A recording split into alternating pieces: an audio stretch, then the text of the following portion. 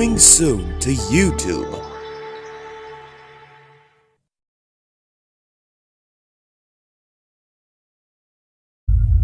Now available on video. A journey into the freezer to your favorite frozen treats. Guess the melting popsicle. For the first time ever on YouTube, It's Flippy. a great guesser popsicle of Carter Baxter. Who, me? Yes, Carter Baxter on YouTube. Wow, this guy knows about characters and his outfit. Looks perfect. Oh, thanks. Could this really be the end of the character popsicles? Nah, made you look. You can own Carter's on melting popsicles. What did you say? You can own Carter's on melting popsicles, the unmelting situation. That's what I do. Now available on video from YouTube Originals and Crash Entertainment Home Video.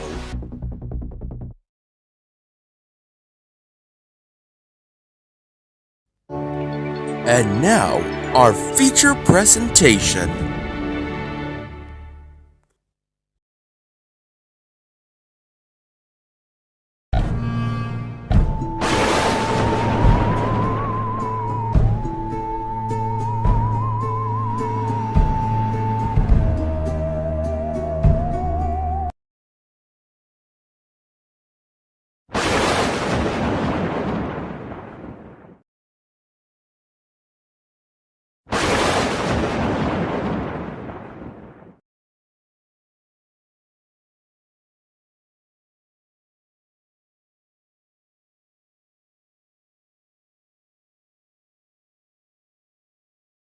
This is Buc-ee's. It's the largest gas station in the world. It started back in the 80s by a guy named Beaver. I kid you not. He started this gas station House of Houston, but it was just kind of small and dinky, kind of like any other gas station. He teamed up with a business partner, and together they opened about 20 of these little gas stations near Houston. Until 2003 that they decided that they wanted to shake things up a little bit. When they opened a store in Luning, Texas, which is next to San Antonio, this gas station was busy. Around the time, they also started selling t-shirts and their Buc-ee's merch and their famous beaver nuggets. You can arguably say around this time is when the Buc-ee's cult following started to cultivate. After 2003, when they started opening many of these big 50,000 foot long stores with hundreds of gas pumps. Eventually, when they opened one in Alabama and in Florida and Georgia, now there's 40 of them around the nation.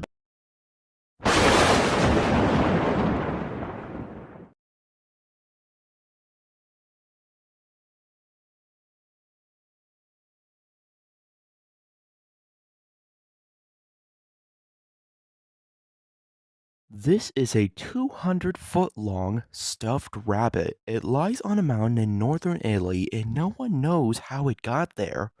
Nah, I'm just kidding. A group of 4 artists created the rabbit in 2005, and it was supposed to last for 20 years, but in 2016, it has almost completely decomposed. And now, judging from Google Maps satellite images, it looks like only the outline is left.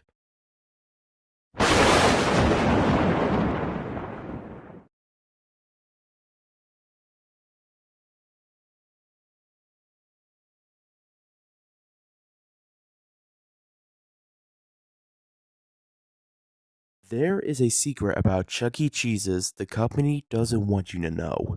If you order a pizza from them a few years ago, it probably came out looking something like this. The pieces look so mismatched that people started to believe the company was reusing uneaten slices, piecing them together like a puzzle to form a new pizza. Chuck E. Cheese's, of course, denied these allegations, but there's still no explanation of why these pizzas look this way, and it leads us to believe that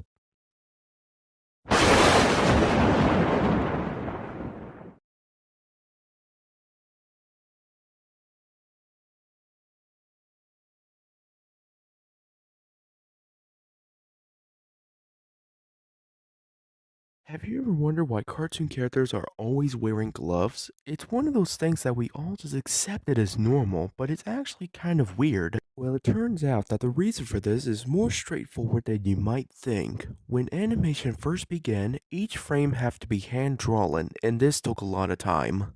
The most tedious part of the character was typically the details in the hand, so to save time, artists started drawing rounded gloves instead of hands.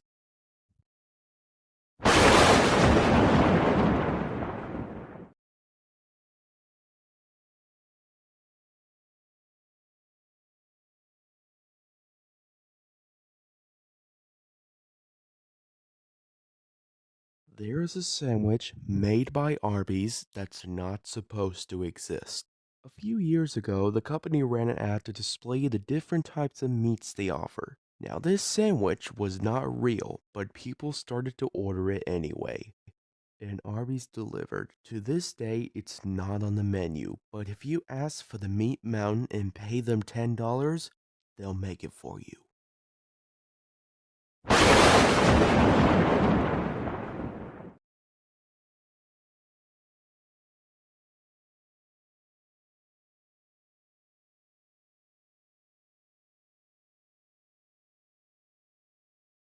There was a forest in North Carolina that is home to the Yogi Bear graveyard. Yes, this Yogi Bear. Look at the bears! Sheesh! Some say there's no explanation for these statues being here, but there's always an explanation. In the 1960s, the cartoon got so popular that the creator started a Yogi Bear restaurant to try and capitalize off the character's fame. The restaurants didn't do well at all, and most of them ending up closing. This left the owners a whole lot of statues of Yogi the Bear and other characters from the show. Instead of just sending them all into a dump, the company seemed to just dispose of them in a forest. This area very quickly became known as the Yogi Bear Graveyard. On a side note, if you ever want to try the Yogi Bear restaurant, there's one left in operation.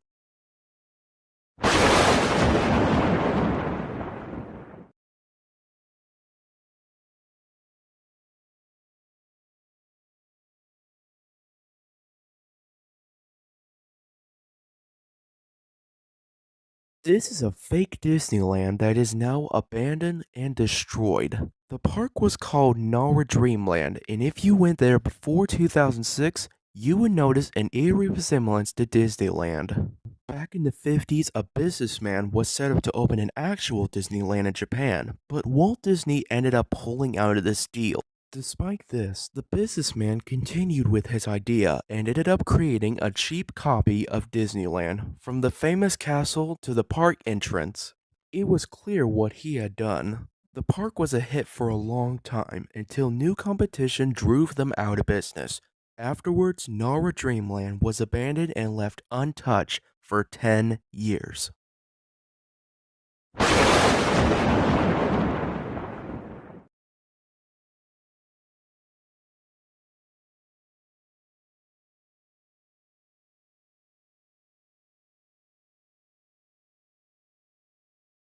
There is a secret side of Disney World the company doesn't want you to see. If you look at a map of the park, there's a little green spot in the middle of Bay Lake. There's no description of what it is, and it's completely off limits to everyone, including employees. Around 20 years ago, this mysterious island was actually another Disney park called Discovery Island. You take a boat from shore, arrive at the island, and basically look at exotic birds. Fast forward to 1999, Animal Kingdom opens, and it's basically a bigger and easier to get to version of Discovery Island. This sparks the very quick decline of the island. Today, it's abandoned and in ruins, completely overrun by nature. It's also heavily guarded. If you're anywhere near Bay Lake, you be assured that you'll be watched. Makes you wonder if there's more to this island than Disney is letting on.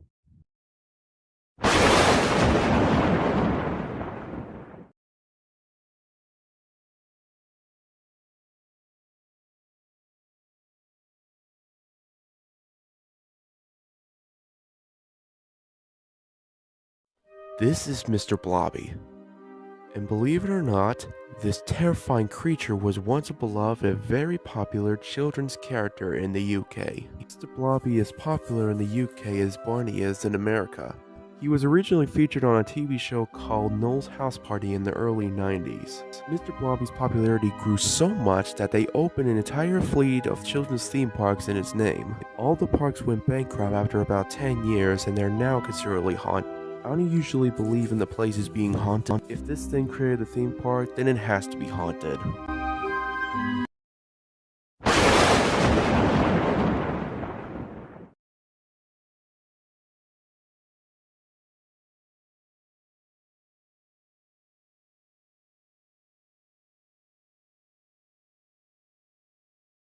There is a secret about Disneyland the company doesn't want you to know.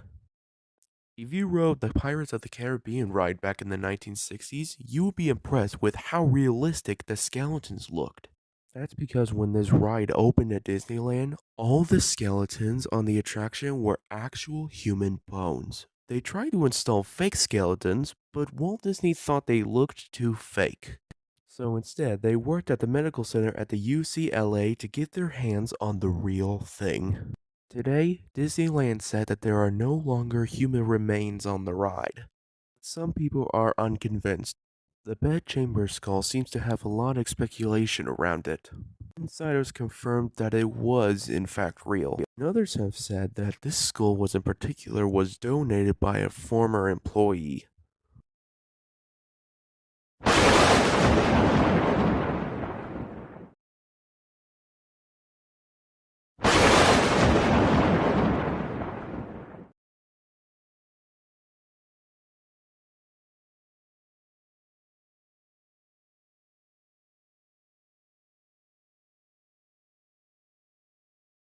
Have you ever wondered how this trick is done? It's one of those things that you know has something to do with this cane, yet it's still confusing to look at. It turns out that the simplest explanation is the right one. There's a YouTube video of one of these magicians getting ready for this illusion, and from what we can tell, there's a metal base that connects to a metal pole which connected to a seat.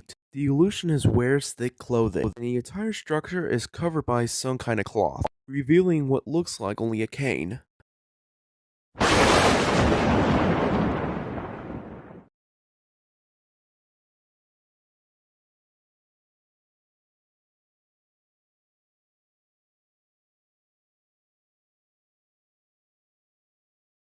Have you ever wondered how this magic trick was done? You know it probably has something to do with his arm touching the bus, but it's still confusing to look at. Turns out that the simplest explanation is the right one. The secret is pretty straightforward when you start to notice that his right arm doesn't move. Not even his fingers move.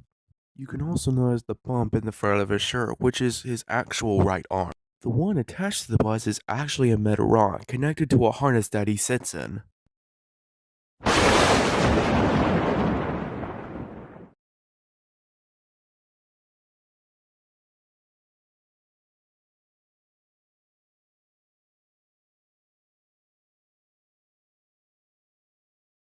Do you know what happens when you land on free parking in Monopoly? You win the jackpot in the middle of the board, right? Wrong. I'm willing to bet that you have no idea what the rules say about free parking. In fact, Hasbro has came out and stated that they get hundreds of calls about this very rule every year. So what is it? What happens when you land on free parking? And the answer is nothing.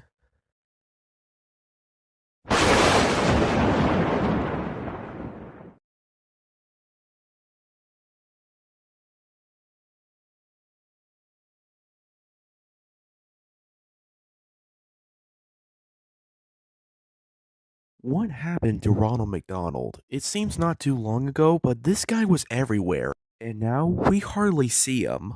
This is the first interpretation of Ronald McDonald, and is directly inspired by Bozo the Clown.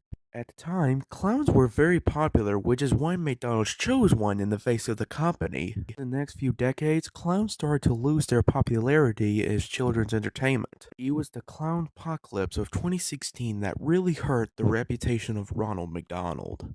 The company announced that he would be taking a break from the limelight, although they claim that he's still working behind the scenes. If they don't bring this guy back, I think it will be okay.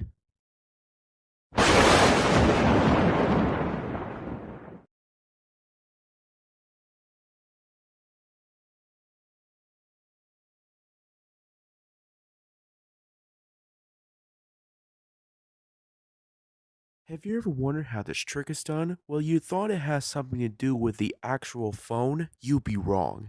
Notice, have you never seen this trick before with the phone screen off? That's because the secret lies in this transparent piece of plastic. It's carefully placed over the phone and a scarf is guided through it. The scarf is actually wrapped around the bottom of the phone. If it pulls on an upward angle, then this makes you ask the question,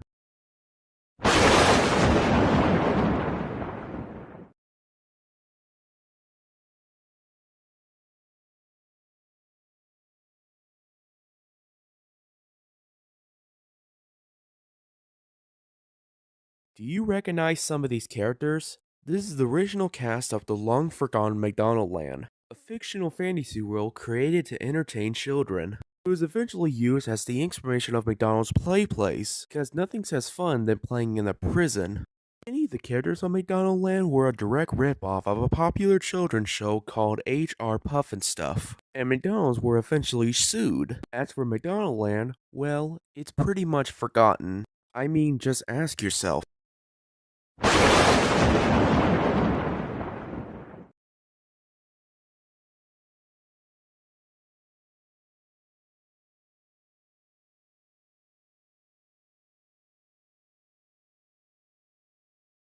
This is the story of the roller coaster that fell into the ocean. The ride was called Starjet. It was located on the Casino Piers in New Jersey. In 2012, the East Coast was devastated by Hurricane Sandy, which eventually on its way to the Casino Piers. The storm collapsed a large section of it, which ended up dumping the Starjet roller coaster into the Atlantic Ocean. Despite the events, the roller coaster remained largely intact and served as a symbol of the destruction of the storm.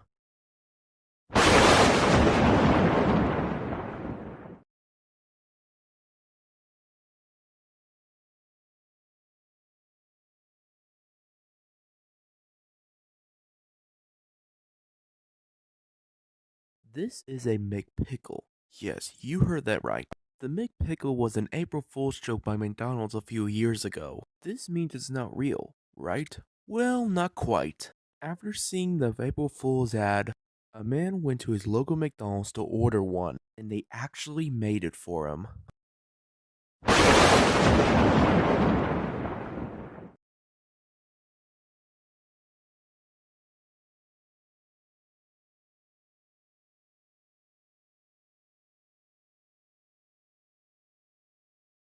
There was a scandal involving McDonald's that the company wants you to forget. If you played the McDonald's Monopoly game back in the 1990s, then you were a victim of this crime. You see, you were promised a chance to win big prizes if you played the game, but those big prizes were already stolen. Jerome Jacobson worked for the security company that handled the distribution of big winning game pieces. Jacobson would steal winning pieces and sell them to family and friends, and get part of the prize as his own payment. He and everyone involved went to jail in 2001.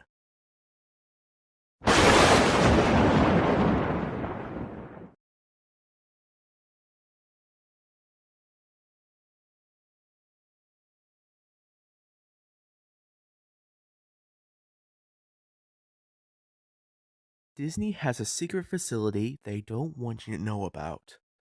If you search for Walt Disney Archives, you will see a place that looks inviting and welcoming. But if you go just 7 minutes down the road, you will find yourself on a less inviting and heavily guarded facility called the Animation Research Library. This nondescript beige building holds around 65 million pieces of Disney history, making it the largest collection of animation artwork in the world. The archives include everything from the sketches for Snow White to all the puppets from The Nightmare Before Christmas. Now when you think the Disney Vault, this modest building should come to mind.